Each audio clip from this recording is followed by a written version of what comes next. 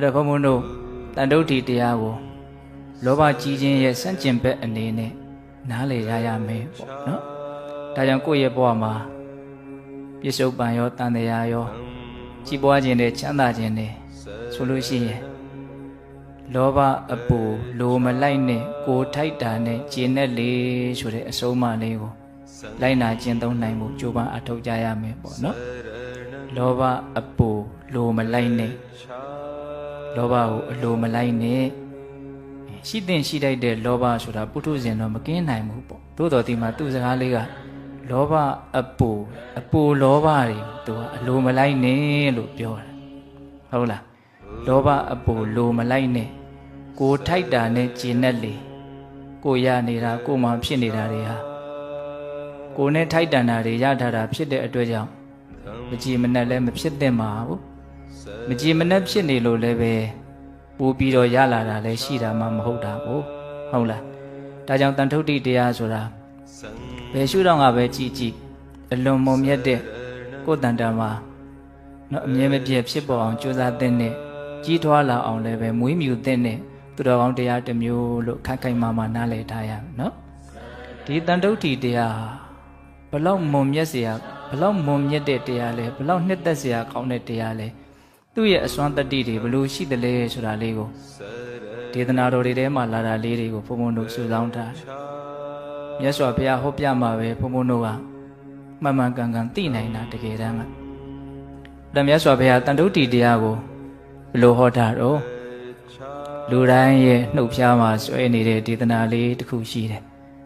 တန်တုဋ္ဌိပရမန္တနံကြားဦးတယ်မို့လားတန်တုဋ္ဌိပရမန္တနံတန်တုဋ္ဌိဆိုတဲ့ရောင်ရဲတင်းတိမ်ခြင်းဟာ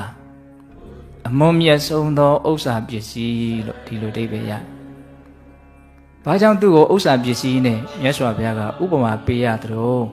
စဉ်းစားရလွန်ကောင်းတယ်။ဥစ္စာပစ္စည်းမှာရိုးရိုးဥစ္စာပစ္စည်းမဟုတ်အမွန်မြတ်ဆုံးသောဥစ္စာပစ္စည်းတဲ့။ဘာလို့ရောင်ရဲခြင်းကိုအမွန်မြတ်ဆုံးဥစ္စာပစ္စည်းလို့ပြောရတာတော့ဘုံဘုံတွေးမိတာကတော့ပြည့်စုံမှုချမ်းသာပေးတတ်လို့ပဂရိဥစ္စာပစ္စည်းတွေကစိတ်ထဲမှာပြည့်စုံသွားတယ်ဆိုတဲ့ခံစားချက်မျိုးကိုတကယ်စင်စစ်မရနိုင်ဘူးလောဘမကင်းသေးတဲ့မြတ်ကလပ်ပတ်လုံးဥစ္စာပစ္စည်းတွေဘလောက်ပဲရှိရှိငါတော့တော်ပြီငါတော့ပြည့်စုံသွားပြီငါတော့လုံလောက်သွားပြီဆိုတာပုထုဇဉ်တွေရဲ့စိတ်မှာဖြစ်ဖို့မလွယ်ပါဘူးဟုတ်လားအဲ့ဒါကိုကရောင်ရဲခြင်းသာရှိလိမ့်မယ်ရောင်ရဲခြင်းသာကိုယ်တန်တန်မှာဖြစ်အောင်လုပ်မယ်တန်တုဋ္ဌိဆိုတဲ့ဥစ္စာပစ္စည်းကိုသာဖြစ်အောင်လုပ်နိုင်မယ်ဆိုရင်တော့ဥစ္စာပစ္စည်းအများကြီးမကြွယ်ဝတော့လည်းပဲသူ့စိတ်ထဲမှာရောင်ရင်းနေတယ်ဆိုတော့ပြည့်စုံနေတယ်လို့ဆိုနိုင်တယ်ပေါ့ဟုတ်လားဥစ္စာပစ္စည်းတွေဘလောက်ပဲပြည့်စုံတဲ့ချမ်းသာတဲ့ကြွယ်ဝတယ်ပဲပြောမရောင်ရင်းနိုင်သေးတဲ့မြတ်မတင်းတိမ်နိုင်သေးတဲ့မြတ်ပြည့်စုံမှုချမ်းသာကိုသူမရနိုင်ဘာလို့ဆိုသူ့ဘဝလိုအပ်ချက်နဲ့ပဲသူကရှင်းနေတာဟုတ်လားအမြဲတမ်းတောင့်တမှုနဲ့ပဲနေရတာဆိုတော့ဥစ္စာပစ္စည်းတွေရှိတာကရှိတာပဲဒါပေမဲ့သူ့စိတ်ထဲကတော့တောင့်တနေတာပဲသူ့စိတ်ထဲမှာတော့လိုးနေတာပဲဒါကြောင့်ပဂရိရှိနေတဲ့ဥစ္စာပစ္စည်းတွေကသူ့ကိုအလိုပြည့်သွားပြီဆိုတဲ့ပြည့်စုံသွားပြီဆိုတဲ့ခံစားချက်မျိုးကိုမရစေဘူး။ရောင်ရဲမှုရှိမယ်ဆိုရင်တော့ပြည့်စုံတယ်နော်။စိတ်ထဲမှာမလိုဘူးဆိုတဲ့ခံစားချက်အဲ့ဒါကိုမရနိုင်ဘူးလား။ရနိုင်တယ်။ဒါကြောင့်မြတ်စွာဘုရားက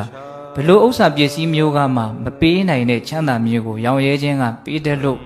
ဥစ္စာပစ္စည်းရဲ့စွမ်းရည်တတ္တိခြင်းရှင်းမယ်ဆိုရင်လောကီဥစ္စာပစ္စည်းတွေဟာတန်တုဋ္ဌိကိုမမီဘူးဒါကြောင့်မို့လို့တန်တုဋ္ဌိပရမန္တနံရောင်ရဲခြင်းဟာအမွန်မြတ်ဆုံးသောတနည်းအားဖြင့်တန်ဖိုးအကြီးမားဆုံးသောဥစ္စာပစ္စည်းလို့အဲ့လိုမြတ်စွာဘုရားဟောတယ်ဒီနေရာမှာနိတိမှလာတဲ့စကားလေးတစ်ခုကလည်းမှတ်သားစရာကောင်းတယ်။ဘာပြောထားတယ်ဆိုတော့တေရဖဏစည်းထားတဲ့ပုဂ္ဂိုလ်တယောက်အတွက်မြေပြင်ကြီးတစ်ခုလုံးဟာတေရပြားတွေခင်းထားတာနဲ့တူတူပဲတဲ့ပြောထားတဲ့စကားလေးဘလောက်ကောင်းတော့ကိုသွားလေရာမှာကိုယ့်ရဲ့ခြေဘဝအောက်မှာတေးပြားတွေခံနေဖို့အတွက်ကဘာမြေပြင်ကြီးတစ်ခုလုံးကိုဘုံဘုံတို့တေးပြားတွေလိုက်ခင်ဖို့ပဲဖြစ်နိုင်မလို့ဟုတ်လားဒါပေမဲ့တေးဖဏလေးစီးထားမယ်ဆိုရင်တော့ဖြစ်နိုင်တယ်မို့လားဒါကြောင့်ကိုယ်စိတ်ထဲမှာကျဉ်းနှံ့မှုရှိဖို့ကြိုးစားသင့်တယ်ချမ်းသာဒုက္ခဆိုတာတခါတလေရနေတယ်လို့ထင်ရပေမဲ့လို့အဲ့ဒီလူရဲ့တန်တမှာရှိခြင်းမှရှိတာမရဘူးလို့ထင်နေပေမဲ့လို့အဲ့ဒီလူရဲ့တန်တမှာရှိခြင်းလည်းရှိနေတတ်တာဟုတ်လားဒါကြောင့်မို့လို့ဥစ္စာပစ္စည်း တွေကိုရှင်ပဲဆိုလို့ရှိရင်လောကီဥစ္စာပစ္စည်းတွေကတန်တုဋ္ဌိကိုဘယ်လိုမှမမှီဘူးဆိုတာကိုဘုံဘုံတို့နားလည်ကြရမယ်ပေါ့ဟုတ်လားဒါကြောင့်မြတ်စွာဘုရားမြင်ပြတာလေးတွေကိုဘုံဘုံကဒါဥဖြားဖြားပြောလိုက်တာတန်တုဋ္ဌိပရမတ္တနံရောင်ရဲခြင်းဟာအလွန်ကဲဆုံးသောတန်ဖိုးအကြီးမားဆုံးသောဥစ္စာပစ္စည်းဖြစ်တယ်တဲ့